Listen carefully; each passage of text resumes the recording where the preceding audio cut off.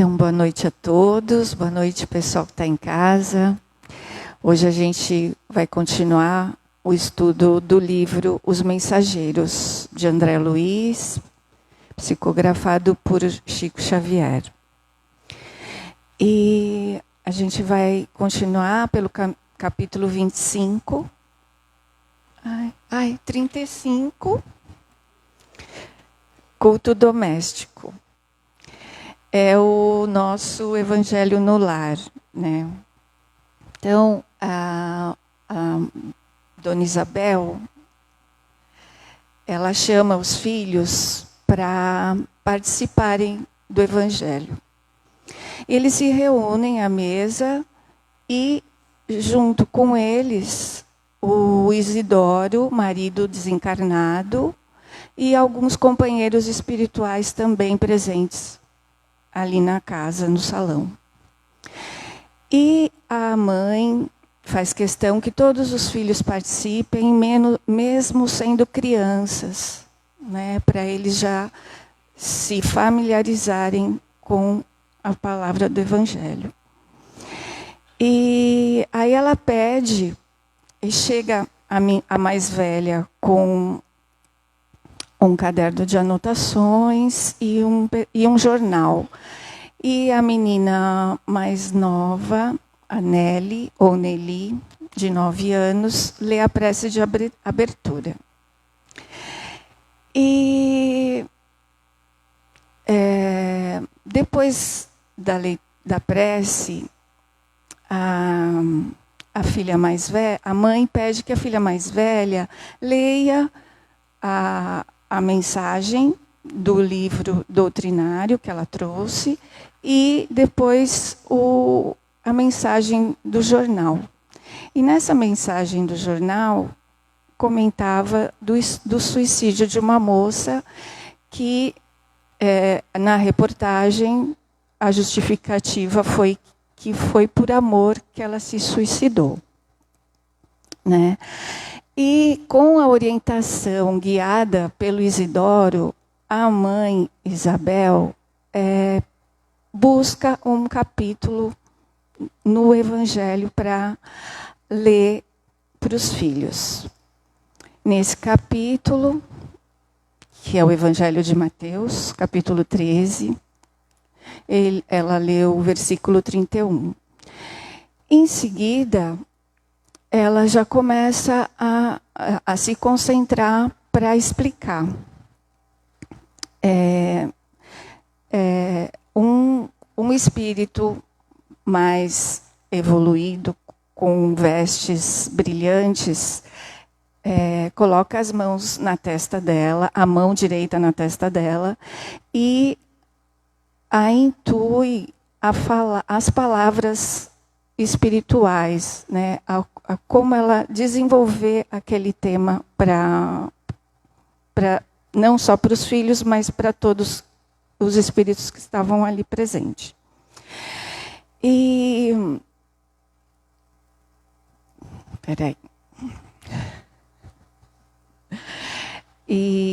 a Joaninha, que é a filha que leu a reportagem, ficou muito mexida com aquela reportagem. E a mãe, ela diz, né, com as palavras simples dela, que a notícia triste do jornal, que foi o suicídio de uma moça, foi uma irreflexão, né, que ela não pensou para fazer, uma atitude impensada, imprudente. E ela explica que o amor não nos leva a cometer atos contra as leis divinas, né? Atos tristes. Mas a paixão a adoeceu e fez com que o amor próprio dela fosse destruído, o que a levou a cometer esse ato. E agora eu vou passar para a Yarinha.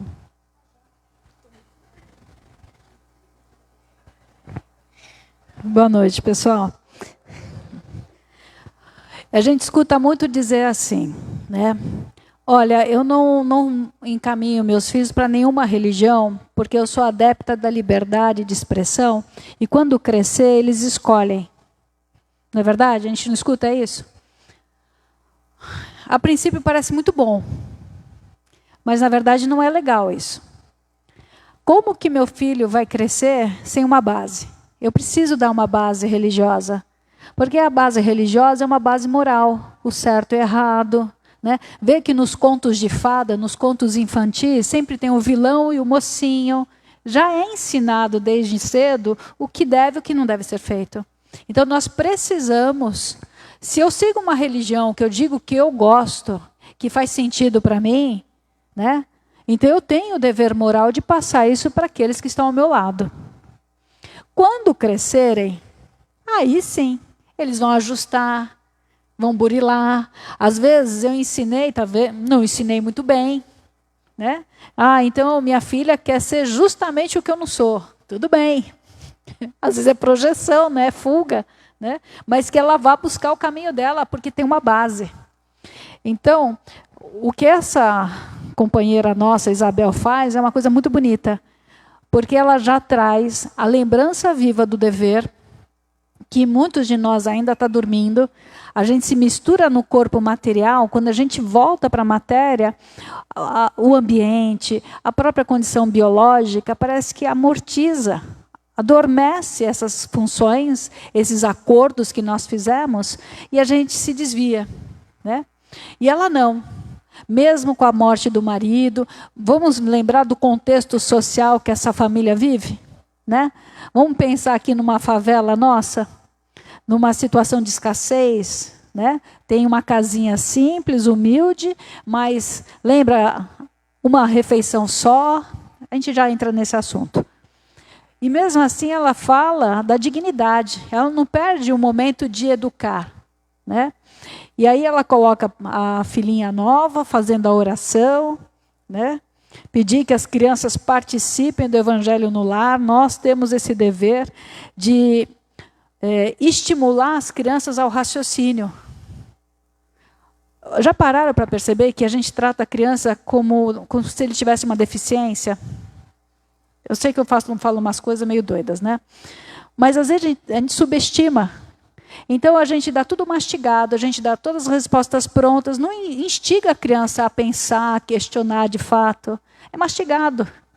Então a gente tem que estimular a criança a pensar. Né? A gente tem que fazer esse processo e dentro da religiosidade seria o melhor caminho. Né? A questão do suicídio é uma questão que a gente tem sentido muito, né? O confronto da materialidade. Quanto mais a gente se deixa viciar pelas coisas da matéria, as paixões, a comparação social, o que outro tem e eu não tenho, né? O culto ao corpo, as posições de destaque, as vaidades. Então isso também entra as paixões. Né? O que são as paixões? Tudo aquilo que nos prende à matéria. Paixão não é só paixão sexual. Né? É tudo aquilo, paixão é tudo aquilo que fixa o nosso pensamento e que embrutece a gente. Tira o nosso senso de escolha, o nosso discernimento. Né? Então, quando a gente transforma o apego, o desespero, o achar que a gente só vai ser feliz ao lado de, na situação de, é uma paixão. Então não é amor ali, né? Porque o amor não nos adoece. O que nos adoece é a ideia de que o outro tem que fazer parte da minha vida. Né? Amar verdadeiramente. Depois eu já volto para outro pensamento aqui do Fábio. Os que amam, de fato, são cultivadores da vida e nunca espalham a morte. A pobrezinha estava doente, perturbada, irrefletida. Entregou-se à paixão que confunde o raciocínio e rebaixa o sentimento. Confunde o raciocínio e rebaixa o sentimento. Que sentimento? Naquele momento ela só pensa no amor pelo ex-companheiro, né? Então, a princípio, a gente pensa, não, ela não está com o sentimento rebaixado, ela está, assim, o alto sentimento. A autoestima dela está tão diminuída que é só possível viver se aquela pessoa estiver ao meu lado. Muitas pessoas usam o mecanismo do suicídio ou da autoprivação, não como, aquelas coisas todas, para fazer uma chantagem emocional. Para fazer aquele que eu digo que eu amo refém do meu sentimento. Então isso não é sentimento, né? Isso é doença.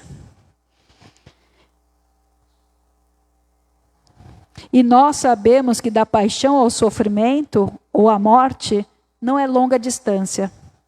Lembremos, todavia, essa amiga desconhecida com o pensamento de simpatia fraternal. Que Jesus a proteja nos caminhos novos. Agora veja essa próxima frase. Não estamos examinando um ato ao que o Senhor compete julgar, mas um fato de cuja expressão devemos extrair um ensinamento justo. Olha que lindo, gente. Não nos cabe dizer que está certo ou está errada, né? De colocar um sentido de valor, de juízo ali. Ah, mas ela foi muito descabida. Olha só, tem que sofrer mesmo, não sabe o que faz, ia dar nisso. Isso é julgamento. Não nos cabe. Nós sabemos que isso traz consequências de sofrimento, mas não nos cabe. Mas o que nos cabe? Aprender com a lição. Porque todos nós podemos entrar nesse caminho da loucura, pelo sentimento. Todos nós temos dificuldades com as partidas, com os rompimentos, né? Todos nós enfrentamos isso. Então, todos nós estamos passíveis de cair numa situação como essa, de uma armadilha. Claro que, com o passar dos anos, o rebaixamento hormonal nos dá um pouquinho mais de chance de não cair, né? Mas a questão é o quanto o meu espírito anseia por uma liberdade, por uma felicidade que não depende do mundo externo, mas depende do que eu faço de escolha. Por isso que a gente vê algumas reencarnações, pessoas passando pelo exílio emocional. Exílio, né, isolado, emocionalmente. São pessoas que não são missionárias, igual o Chico, que não veio para a reencarnação para casar. Não estamos falando desse nível não, tá? Vamos colocar o nosso nível, né? Mas são pessoas que têm uma proposta de reencarnação de ficar sozinhos um tempo. Né? Passar um período da vida sozinhos mesmo, para realocar as emoções, os interesses, as suas habilidades de troca. Né? É o chamado exílio. Mas é temporário. Pode durar a reencarnação inteira, ou pode ser aquela pessoa que passou a reencarnação, muito da sua reencarnação, e lá na madureza, são palavras, né, que a gente não usa muito, mas lá na madureza, ela encontra uma pessoa. Né? Mas agora você vai casar com 60, 70, 80 anos? Não importa, isso é preconceito. Tá bom? O casamento é só para reprodução sexual? Não, né, gente? Casamento é para uma afinidade de simpatia espiritual. Né? É para a gente andar junto. Bom. Aí, quando ela abre, veja, quando abre o evangelho ao acaso, não é ao acaso. Existe a presença, o espiritual do seu companheiro que a inspira. A espiritualidade já explicou para a gente que a gente recebe pelo campo de força da omoplata, do humeral, a descarga de energia, né? E essa descarga vai condicionar a abertura. Então, a gente vai abrir, condicionar, inspirado na página necessária para aquela reflexão da noite. Então, o Evangelho, um livro de estudo, né, livros de reflexões, a gente nunca abre em qualquer página. A gente abre na página que a gente precisava abrir. Muito bom, mas não para por aí. Aqui é o nosso irmão Fábio Aleto, que vai dar a interpretação espiritual do texto lido. Olha que lindo. Os que estiverem nas mesmas condições dele, poderão ouvir-lhe os pensamentos, poderão escutar os pensamentos, as ondas mentais. Quantos de nós aqui escutamos vozes na nossa cabeça, não pelos nossos ouvidos? E a gente fala bobagem, principalmente no pré-sono. Naquele momento que tem um rebaixamento da vitalidade do dia, né? A gente está começando aquela higiene do sono, tomou banho, escovou dente, colocou pijama, quem usa pijama. Né? E aí a gente vai entrando no rebaixamento de consciência sem se perceber. E ali, às vezes, numa distração, no momento de devaneio, a gente escuta vozes. Né? É muito comum. Mas a gente tem essas comunicações o tempo todo. Para o bem e para o mal. Depende do quê? Onde eu fixo a minha atenção. Os interesses que eu carrego na minha alma. Né? Se eu sou uma pessoa muito bélica, eu estou sempre procurando violência, estou sempre assistindo filmes de guerra, de tensão, de dominação. Estou sempre procurando noticiários onde um roubou, outro enganou, o outro traiu. Vai ser difícil, né? Eu escutar, eu sentir, eu perceber na acústica da minha alma a vibração dos irmãos mais leves. Porque eu condiciono, eu posso não ter nunca o interesse de matar ninguém, de roubar, de ser violento com ninguém. Mas eu coloco tantas informações para dentro da minha mente sobre violência que eu rebaixo a minha frequência. E eu tenho dificuldade a sentir a frequência espiritual dos irmãos mais leves. Entende que às vezes a gente não entra em sintonia boa, não porque somos maus, mas porque somos ainda infantis? É diferente, né? Essa é a diferença do espírito sofredor, que conversamos outro dia, e dos espíritos maldosos, né? Sofredores nós somos porque passamos por N coisas. Ora sorrimos, ora ficamos tristes. Isso é um sofrimento. Mas espírito realmente trevoso na maldade é aquele que deseja o mal, que faz o mal. Poderão ouvir-lhes os pensamentos, mas o que estiverem na zona mental inferior receberão os valores interpretativos, como acontece entre os encarnados. Isto é, teremos a luz espiritual do verbo de Fábio, na tradução do verbo materializado de Isabel. Pega o Divaldo, que é um bom comunicador. Eu sei que tem muita gente que fala assim, nossa, mas eu não entendo o que o Divaldo fala, porque ele fala muito rebuscado. Eu sei. Mas não tem a sensação que às vezes a gente não entendeu as palavras, mas entendeu o sentido? Quer dizer, recebemos a vibração espiritual de quem estava trabalhando, de quem estava por trás, coordenando a mediunidade dele. Né? Então, às vezes, a gente não lembra com raciocínio, mas eu lembro na hora certa. Ah, eu fui na palestra, falou tal coisa, mas eu não sei explicar. Está lá no inconsciente. Não foi jogado para a consciência. Meu cérebro ainda está decodificando aquilo. Foi jogado para algum porãozinho da minha consciência. Mas, através das interpretações do sistema límbico, quando eu me sentir desafiada, quando tiver um momento importante que eu precisar daquele recurso estudado naquela palestra, aciona a minha memória. Aí eu falo assim, eu sei, mas não sei como sei. Eu não sei justificar como é que o conhecimento está em mim. Legal, né? Deixa eu acelerar, senão... Podemos considerar que não somos vítimas de espírito obsessor? Eu considero plenamente isso. O Bruno está perguntando. Ninguém é vítima. Ninguém é vítima. Né? Nós entramos em sintonia. Aquele que entrar no papel, né, de ser conduzido por uma mente criminosa, por um espírito trevoso, ou um espírito viciado apenas, que são as vampirizações, né? Eu não sou uma pessoa ruim, mas todo dia eu tenho que beber. Todo dia eu preciso do álcool. Eu estou sendo conduzida, às vezes, por espíritos vampirizadores. Tá? Eles vampirizam a energia que eu produzo através do álcool, por exemplo. Tá? Então, eu sou corresponsável por aquele que me machuca. Isso em tudo. Então, a gente usa vítima e algoz como linguagem, como uma função didática, né? Para facilitar o nosso entendimento. Mas todo aquele que é vítima tem habilidade para ser algoz. Todo algoz tem habilidade para ser vítima. É a mesma coisa do mecanismo de superioridade e inferioridade. Todo aquele que se sente superior, no fundo, tem um sentimento de inferioridade. Eu tenho que humilhar para me sentir maior. Né?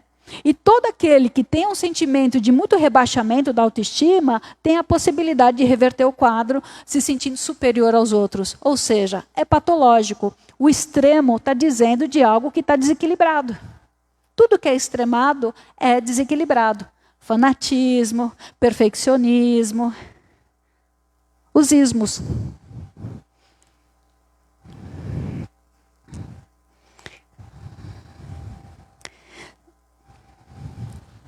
E ela fala, né? O reino dos céus em nós. O reino dos céus não é um lugar, é um sentimento.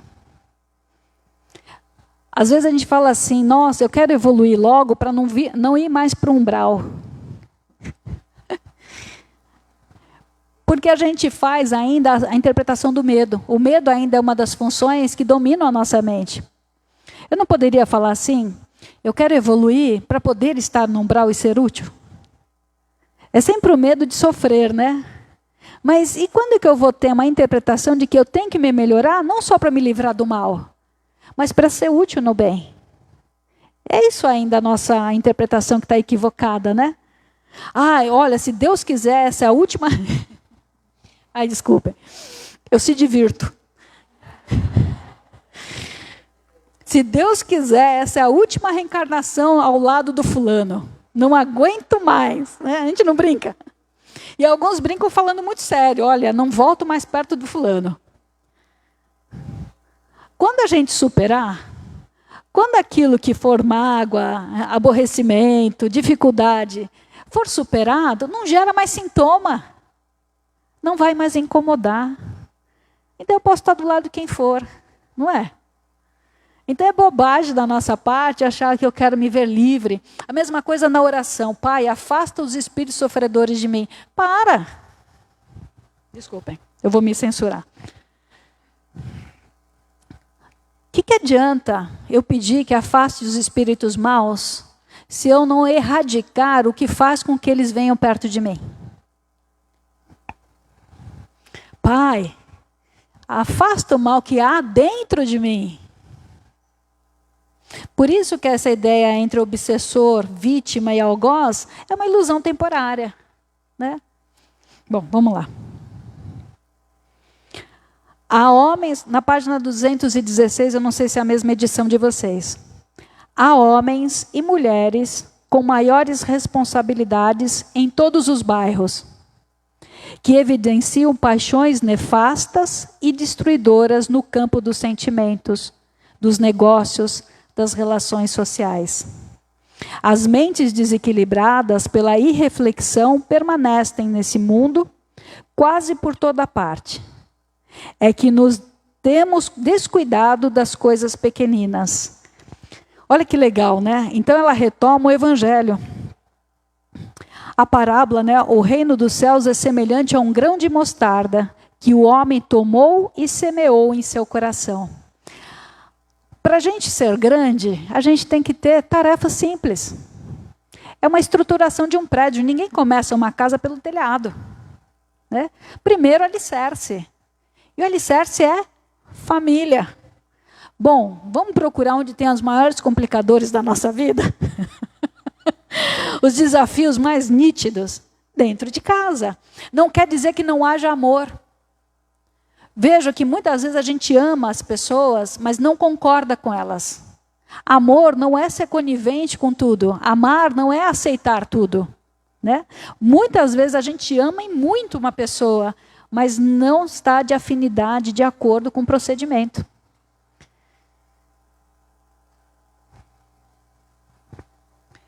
Capítulo 36, Mães e Filhos.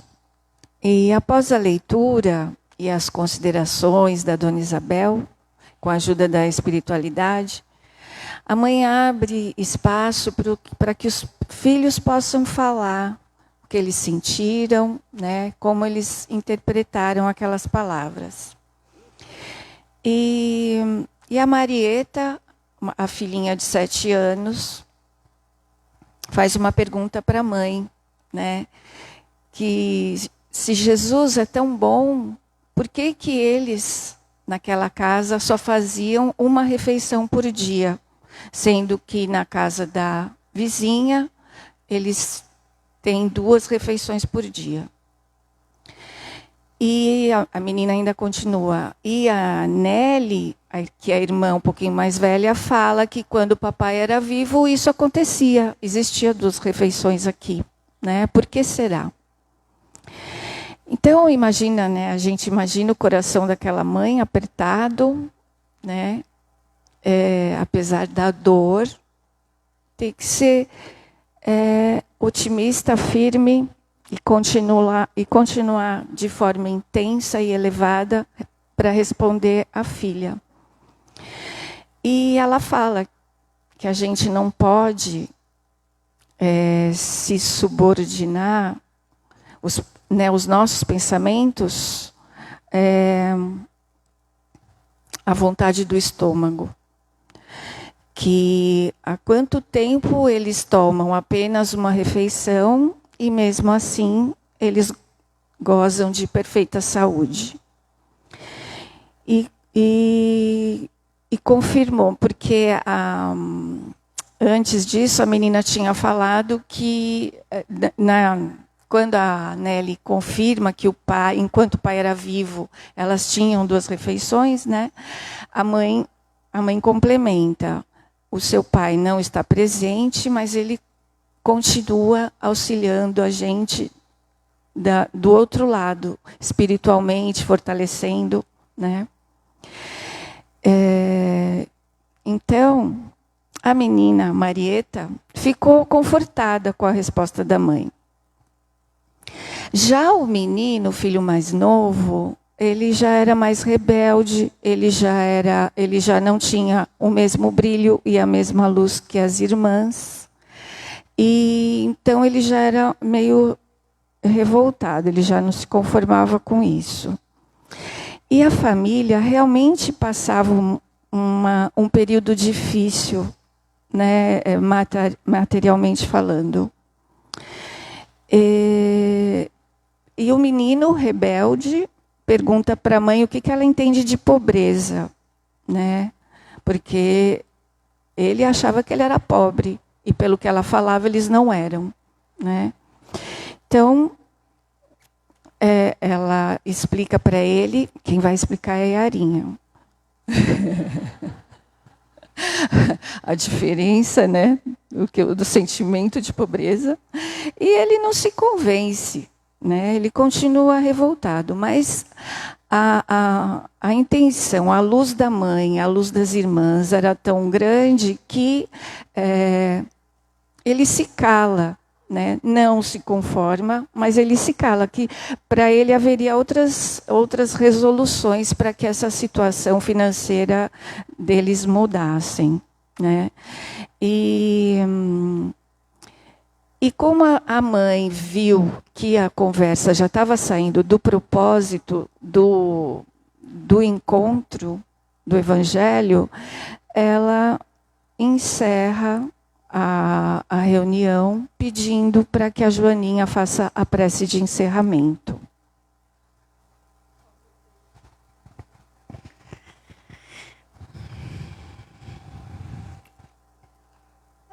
Tem uma frase aqui da orientação espiritual que fala assim: escutamos, mas não assimilamos. Quantas, não tem aquele pensamento de Jesus, não deiteis pérolas aos porcos. Ele não está falando de preconceito. Esse não funciona, esse não merece. Ele está falando assim que às vezes a gente desperdiça grandes tesouros com pessoas que não estão prontas. Porque como vivem os porcos? Comendo e pisoteando a lama. Então vai pisotear um tesouro na lama. Então, às vezes, a gente está ali diante de situações maravilhosas, mas a gente tem um olhar patológico. Então, vamos pegar esses 2 aspectos, essas 2 crianças. Então, primeiro conselho, né? Por que será que papai, né? Não era assim que na época do papai? Ora, Marieta, você vive muito impressionado com essa questão.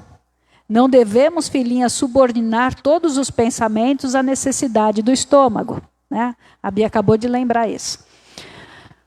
Vamos pensar o seguinte: a infância é um aflorar do espírito. No processo de reencarnação, que nós vamos estudar no próximo livro, Missionários da Luz, nós temos uma redução perispiritual, onde nós temos o rebaixamento do nível de consciência até ficar num sono, onde nós somos acoplados, vamos chamar assim, ligados ao novo corpo que está começando a se formar. E ali a nossa carga física, mental, física por causa do perispírito, vai impregnando esse novo corpo e vai dando, né, a evolução da embriogênese. A evolução do feto, né, até a formação para o nascimento. Só que na infância, a gente tem um divisor de águas. Tem muitas memórias também que podem aflorar, né? Vejam que a gente tem muitos quadros de anorexia, bulimia, né? E a espiritualidade nos fala que esses quadros são pertinentes a épocas onde a população agonizava na miséria, na escassez total, não tinha uma refeição, né? Sobrevivia muitas vezes comendo restos, aquilo que a gente chama de lixo, né? Enquanto uma sociedade separada vivia nos seus castelos, isolado, né? Iludido com essa posse, alienados da realidade social, festejando, desperdiçando, né, naquelas coisas mais... E, muitas vezes, essas pessoas que hoje têm um transtorno alimentar grave, são resquícios dessas memórias, são lembretes desses desatinos, são lembretes psíquicos, através do corpo, de que ela precisa melhorar. Mas o que acontece? Há um adoecimento, há uma neurose ali associada, né? Eu não me sinto capaz de melhorar. E aí vem o sintoma como doença. Então, esse transtorno que a mãe chama, será que essa mãe já não tem a sensibilidade de lembrar um pouco a história espiritual intuitivamente dessa criança e fala, não te demores demais. Aí eu entro num outro aspecto. Eu acompanho pacientes como psicóloga, que a pessoa fala assim, Yara, eu acordo pensando em comida, vou deitar pensando em comida. É uma obsessão. Tá? Se me falta comida que eu gostaria, se atrasa, eu fico de mau humor, eu me irrito. Olha, eu com comida sou uma pessoa... Eu com comida sou uma pessoa, sem comida eu sou o demônio. Veja que é um condicionamento. Não é só físico, mental, é espiritual também. E isso vira uma obsessão. E a gente dificulta a nossa sensibilidade e a assimilação das informações espirituais que estão em todos nós, para todos nós, né? Então, olha o lembrete. E aí o menino, ele não compartilha as mesmas ideias. Quer dizer, são espíritos amigos que vêm de nosso lar, as meninas. E o menino é um espírito rebelde que, por agraciamento divino, entra numa família harmonizada, com enfrentamentos, né? Mas uma família harmonizada no amor, na confraternização, valores morais. Visivelmente, a gente vai olhar, é uma família carente, mas se a gente olhar, é uma família maravilhosa. Como a aparência nos engana, né? Quantos espíritos lindos, encarnados de forma simples, que a gente olhar a aparência, a gente não dá nada, mas que a gente se aproximar e sentir a vibração, a gente fala, meu Deus do céu, né? Estou num oásis, só de estar na presença. Que a gente entenda isso e a gente quebre um pouco o condicionamento da forma, né? Mas esse rapaz, ele traz os lampejos do passado, o caráter ele começa a apresentar. A gente começa a apresentar traços do caráter antes dos 7 anos. Mas são coisas que são mais flexíveis da mudança. A boa influência familiar, o bom aconselhamento pode recuperar o dever dentro dessa pessoa e ela educar tendências. Agora, vai virando 7 anos, a pessoa é mais teimosinha, não quer escutar, quer ser do jeito dela. Ai. Está começando uma tempestade, né? Então é muito importante a educação com os limites, né? E aí essa mãe fala assim no final, que eu acho assim lindo. Ele quer até alugar o salão. Olha só se não é um pensamento trevoso. Vocês viram a importância desse salão do Evangelho do Lar?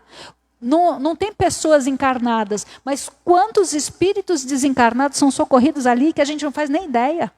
É um posto de socorro. E aí ele tem intuição negativa, intuição por obsessão, de alugar. Quer dizer, acaba com o trabalho. Olha que interessante. A viúva muito clara esclarece: se você insistir, será punido. Porque eu não sou mãe para criar ilusões perigosas ao coração dos filhinhos que Deus me confiou. Se muito amo vocês, precisarei incliná-los ao caminho reto. Admirei então profundamente aquela bondosa mulher, que se dirigia à filha mais velha como amiga, às filhinhas mais novas como mãe, e ao filho orgulhoso como instrutora sensata e ponderada. Olha que legal, gente. E não é assim com os filhos? Eu não fui mãe nessa reencarnação, mas às vezes não é assim. A gente sabe que tem aquele filho que é mais sensato, que é um amigo que Deus colocou no nosso caminho para as tarefas. É um espírito afim. Mas tem aquele filho que é mais rebelde.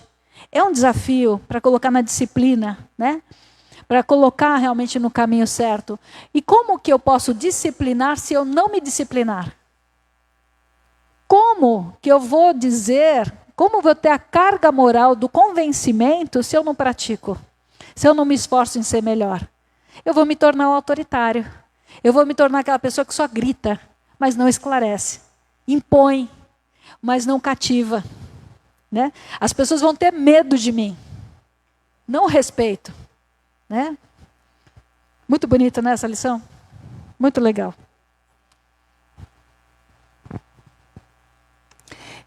Capítulo 37, no santuário doméstico. E assim que eles terminam o culto, a dona Isabel e os filhos vão fazer a última refeição deles, que não é uma refeição, é um chá com torradas, né? Mas esse alimento, que para eles é muito singelo e simples, ele é enriquecido por substâncias altamente nutritivas que a espiritualidade coloca neles, né, no alimento. E André, ele não tem como explicar para a gente como que é esse alimento. Não tem semelhante aqui, né, no nosso plano. Mas ele fala que esse alimento também é servido no nosso lar. E a paz naquela casa era impressionante, né? Todos os espíritos que ali se encontravam, eles se encantavam com a paz que reinava naquela casa.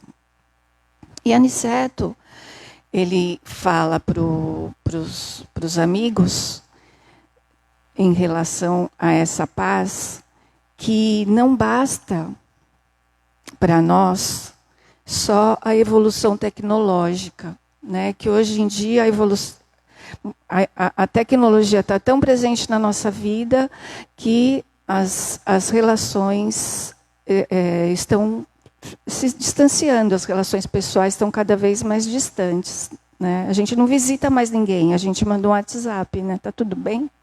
Né? Então, o Aniceto reflete a eles que não basta para nós só a evolução tecnológica. Isso contribui sim, né, para o nosso intelecto e também para o avanço do espírito. Mas o conceito moral precisa existir, né, para que a gente possa evoluir moralmente, aprimorar sempre a nossa moral, e caminhar para a nossa evolução.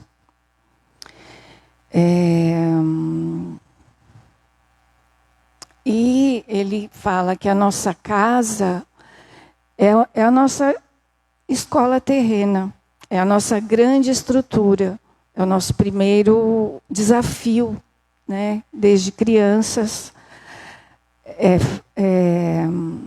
até a fase adulta, a gente faz da nossa casa a nossa oficina. Lá a gente aprende a paciência, a tolerância. A gente tenta, né, aprender. Muitas vezes a gente não consegue. E amor ao próximo, fraternidade. E um espírito amoroso, fechando esse pensamento, fala: bem-aventurados os que cultivam a paz doméstica. E André Luiz notou que suas percepções, naquele momento, eram cada vez maiores sobre as coisas que aconteciam, tanto no plano espiritual como no terreno. E ele ficava cada vez mais surpreso com o que o Aniceto proporcionava para eles através desse trabalho que eles estavam fazendo, né, nesse momento. E nesse ambiente de tranquilidade, de harmonia entre os espíritos, de uma brisa leve, de repente, uma ventania começa, né, uma ventania muito forte começa a soprar.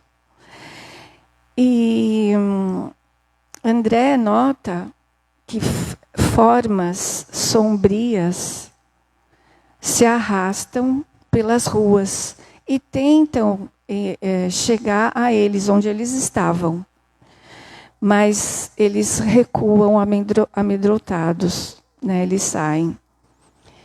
E o Aniceto, mais uma vez, explica e os acalma, para eles não temerem que esses seres inferiores procuram abrigo, porque a chuva os incomoda também, como incomoda nós encarnados e os espíritos também, né? E então eles não entram, mas eles não entram naquele lar por aquele lar ser um lar de luz, ser uma casa de oração, uma casa de sentimentos elevados, né? Então, né, nesse capítulo também a gente vê a importância da prece, como a prece é importante na nossa casa, como ela blinda, né, de coisas ruins se afastarem. E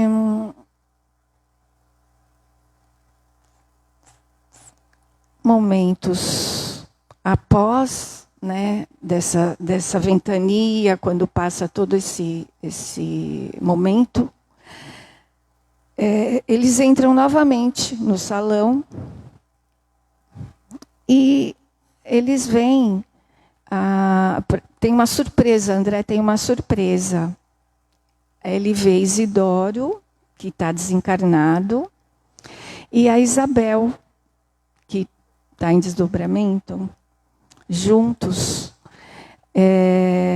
com os braços entrelaçados, irradiando ventura, que vão passear. Vão, talvez, trabalhar, né, Yarinho? E o casal se afasta com a expressão suave, sublime, e isso agrada os espíritos presentes.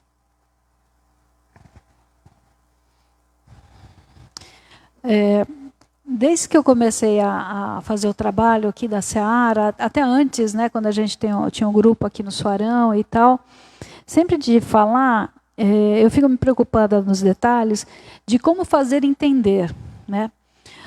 Para nós, é um pouco difícil entender que na espiritualidade existe tempestade. Quando ela entra em desdobramento, a Isabel, ela no dia a dia, roupas muito simples, rotas.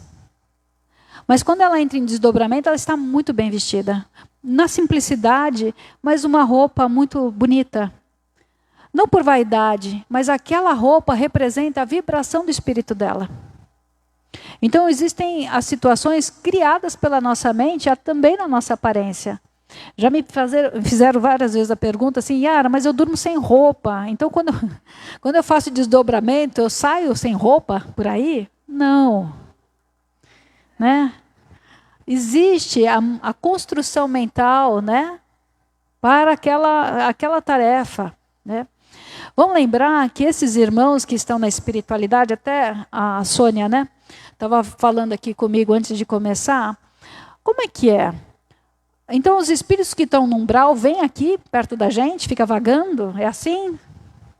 Não tem limite? Lembra que as pessoas que estão no umbral são atraídas para o umbral.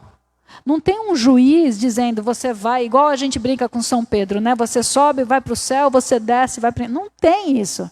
É por lei de atração. Nós somos atraídos magneticamente para os lugares que a gente vibra. Não é nem que merece. Então eu fui uma pessoa, uma palestrante espírita, que eu só mandava os outros fazer, mas não fazia nada. Hipócrita, né? Disseminava o mal, falando em nome de Deus. Lembra? Acontece, né? Jogava intriga, queria ver mesmo o circo pegar fogo. Não me poupava nem um pouquinho de falar mal da vida de alguém. Quando eu saio do corpo, eu acho que só porque eu falei do Evangelho, eu vou encontrar felicidade? Não. Eu vou encontrar aquilo que eu sou. Aquilo que está no meu íntimo. Então, nós somos atraídos para o umbral. Só que o umbral é uma cidade, vamos considerar uma localização espiritual muito vasta. E tem suas lideranças. Tem os seus líderes. Né? Nós vamos ver isso bastante detalhado no livro Libertação, um pouquinho para frente. E nesses líderes, eles são líderes cruéis. Então, eles aprisionam, escravizam, tá? Fazem com que as pessoas que forem vigilantes e prudentes se tornem realmente mandatários deles. E assim por diante. Mas nas colônias espirituais, é difícil entrar, mas é difícil sair também. A pessoa não tem a liberdade de entrar e sair do nosso lar. Ela tem que conquistar a possibilidade. Vejam quanto que o André Luiz lutou para conseguir fazer uma simples visita para o antigo lar. O quanto que essa simples visita poderia colocar em risco várias coisas. Então a gente não fica vagando por aí. Mas existem espíritos que estão associados a sofrimentos, que ficam perambulando, que são esses que mostro aqui no bairro. Espíritos com uma face animalizada, embrutecidos, às vezes até enlouquecidos, que começam a formar a tensão, a pressão atmosférica, fazendo os fenômenos, tanto do plano material quanto do espiritual, e anuncia-se uma tempestade. Lembra do fogo purificador? Eu não vou saber lembrar qual é o livro, acho que é o próprio Nosso Lar também fala, né? Que na espiritualidade, às vezes, as cargas eletromagnéticas no umbral estão tão pesadas, que irmãos maiores se utilizam do recurso dessas cargas em choques, como se fossem tempestades eletromagnéticas para rebaixar a vibração. Tá? E é o fogo purificador, porque faz aqueles vórtices de energia, igual num lugar muito quente, que venta muito e sobe, né? Então, isso é muito comum acontecer para a purificação do ambiente.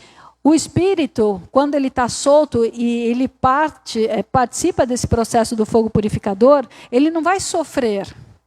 Mas ele pode ter uma alterância de consciência, ele pode desmaiar, perder os sentidos temporariamente, porque faz parte da purificação do seu perispírito, que está muito denso. Teria que pegar o microfone, Eunice.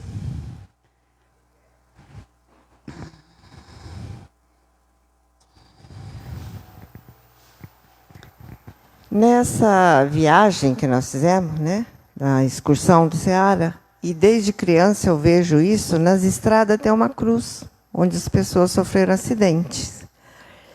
E eu ouço falar que essa cruz é para não o espírito ficar vagando, por causa do acidente e tudo.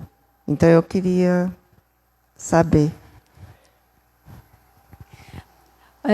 Allan Kardec tem no Livro dos Espíritos, fala sobre os amuletos. Né?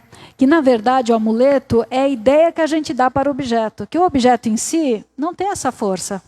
Tá? Então, a cruz, na verdade, é só uma fixação de ideia. Né? Eu não liberto um espírito porque eu faço uma cruz. Jesus esteve aqui, a gente não se libertou? É preciso entender que aquilo é um lembrete de que a gente precisa viver melhor. Que houve a passagem, muitas vezes sinaliza, né, que ali é um lugar perigoso, tá? Mas não tem uma conexão direta com a pessoa. A pessoa só se melhora se ela quiser ser melhorada. Né? Quantas e quantas vezes a gente só começa a ter o consolo espiritual quando a gente começa a entrar em arrependimento, em esgotamento emocional, né? Então, a gente só recebe ajuda quando a gente está aberto a ser ajudado, tá?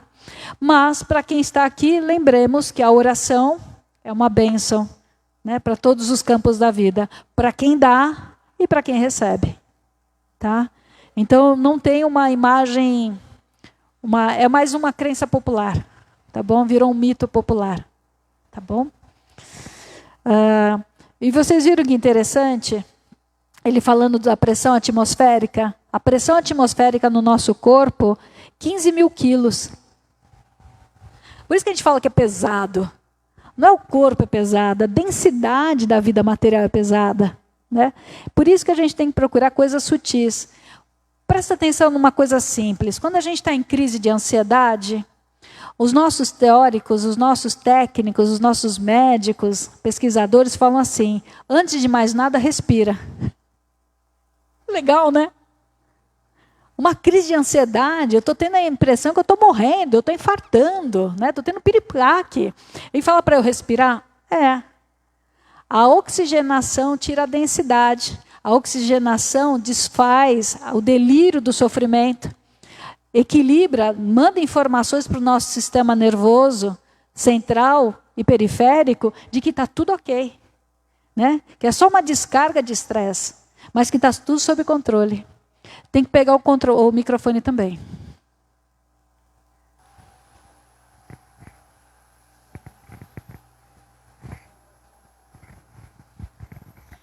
A síndrome do pânico é a mesma coisa, né?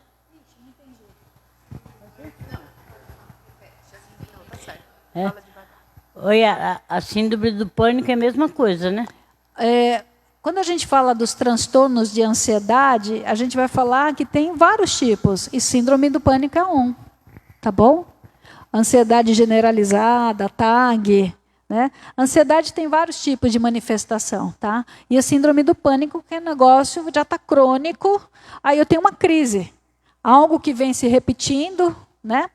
E existe o traço predominante do meu caráter, que é a ideia de controlar tudo e todos. Se as coisas não forem como eu quero, eu entro em colapso. E que existe uma tendência nossa a não querer sofrer novamente. Quer dizer, então eu conheço certos sofrimentos que eu não quero voltar. E eu me encho de estratégias mentais que não funcionam, né? E aí eu entro no mini colapso. Vamos deixar as pernas da Cris fortinhas. Eu fiquei em dúvida aqui na pressão atmosférica, nesse peso, essa densidade para os encarnados. Um Chico Xavier, por exemplo, ele tinha essa mesma densidade ou não? Muitos anos atrás, teve um monge tibetano que ele era capaz de levitar. Através do pensamento, de muitos anos de meditação, uma série de práticas, ele conseguia meditar. E ele conseguia. Só que aí propuseram a ele que fizesse apresentações.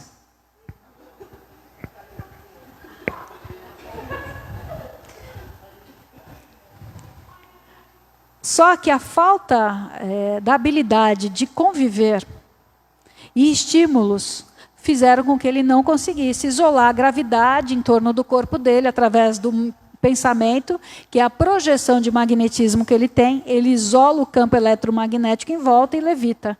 Então, você imagina o Chico, que vivia nesse estado de sublimação, de pureza, né? Se ele estivesse aqui presente, ele não gostaria que a gente falasse uma coisa dessa, né? Mas que vivia em ressonância realmente com o Cristo. Tá? Então, a densidade do corpo dele é igual a um passarinho. Agora, pensar numa pessoa que está sempre falando sobre ódio, sempre muita inveja da vida alheia, o olhar de seca pimenteira, que eu adoro essa expressão, porque ela explica, né? Não estou falando que eu gosto do caso, tá? Mas não tem aquela pessoa que bate o olho, ela seca, né? Olha tanto que a coxinha cai no chão. Brincadeira. Então, a densidade da pressão atmosférica depende da carga vibratória também dos nossos corpos. Tá bem? Tem N pesquisas, né? Quanto mais sublimado o espírito, conforme ele vai se depurando, ele vai se livrando dessa carga tão pesada, não é isso? Não é que é carga pesada. O espírito, quando não tem emoção ruim, ele vibra no amor. E quanto mais ele vibra no amor, mais ele solta a matéria do perispírito. Ele solta a matéria, ele vai modificando o corpo perispiritual dele. Vamos chamar de eugenia espiritual? Uma evolução genética do próprio caminho? Tá? Ele vai modificando até o ponto que ele não use mais corpo físico. Como um Cristo. Né? O Cristo ele não usa mais o corpo físico, ele já é um espírito ascensionado. Né? Não usa mais a matéria, mas ele manipula a matéria quando ele quer. Ele não depende da matéria como a gente. A gente ainda precisa do perispírito. Veja o estudo que nós tivemos sobre as formas ovoides. Irmãos como a gente, com a fixação do pensamento em vícios, em desejos de ódio, vingança, crueldade, vai derretendo o perispírito e fica uma forma ovalada. Veja que por machucar o próprio perispírito com os pensamentos, as emoções, ele perde o nível de consciência. Né? Mas ele fica com densidade. E é tão mórbido, a vibração é tão de vampirização, que muitos desses espíritos, né, espíritos trevosos, se utilizam deles para vampirizar pessoas encarnadas. Né, colando eles nos campos de força. Né? Vai ser um dos nossos estudos aí na próxima semana. Tá bom? Na desobsessão. Então, é importante que a gente lembre que todos os esforços têm sua recompensa, não na paga. A recompensa interna. Por que vale a pena perdoar? Por que vale a pena se esforçar um pouco mais? Por que vale a pena ser honesto? Por quê? Não é para me ver livre do mal. Não é para afastar do mal. É para não ter o mal em mim. É para ter paz. Veja que a pessoa mais afortunada na Terra é aquela que vive em paz. Aquela que está em paz consigo, com a vida, com a consciência, é a pessoa mais afortunada. Não importa a religião, não importa a condição social, não importa o tipo de corpo, né? Não importa. Legal, né? Vamos fechar os nossos olhos e encerrar a nossa noite, então? Semana que vem a gente volta. Só para a gente completar, então, pobreza não é o que está na nossa mesa. Se eu tenho 2 tênis, né? O quanto eu tenho no banco, se minha casa é simples, se minha casa é de luxo. Pobreza não é isso, é pobreza na alma. A falta de conexão com valores transcendentais. É a falta de entendimento que estamos aqui de passagem e que usamos as coisas, mas não somos as coisas. Não depende, o meu eu não depende do que eu tenho, mas sim do que eu sou. Então, que Deus, nosso Pai, nos abençoe, proteja cada um de nós mesmos, que essas lembranças, esses conflitos ainda que carregamos na alma, possam ser dissipados pouco a pouco com a lei do estudo, com a lei da disciplina, com a lei do autocuidado. E através da projeção da caridade, fazer ao outro o que gostaríamos que fizessem conosco, a gente vai se perdoando, a gente vai se equilibrando. Então que os bons espíritos nos acompanhem, que a gente consiga conquistar a sua atenção, o seu carinho, através da tendência ao esforço. Deus, nosso Pai, nos abençoe a todos. Que possamos ter uma noite de descanso e refazimento. Pai nosso, que estais nos céus, santificado seja o vosso santo e divino nome. Venha a nós o vosso reino. Seja feita a vossa vontade, assim na terra como nos céus. O pão nosso de cada dia nos dai hoje, Senhor. Perdoai as nossas ofensas, na medida que nós perdoarmos aqueles que nos têm ofendido. E não nos deixeis cair em tentações, mas livrai-nos de todos os males. Graças a Deus. Uma ótima noite para quem vai. Pessoal que está em casa, muito obrigada por nos acompanhar. E já agradeço também os comentários, né? Esses comentários carinhosos que vocês deixam de recadinho para a gente, são estímulos para que a gente continue estudando, nos dedicando. Tá? Muito obrigada pelo carinho de todos vocês. E quem fica, por favor, agora silêncio. Agora vamos nos preparar, deixar um ambiente para o trabalho de desobsessão. Muito obrigada.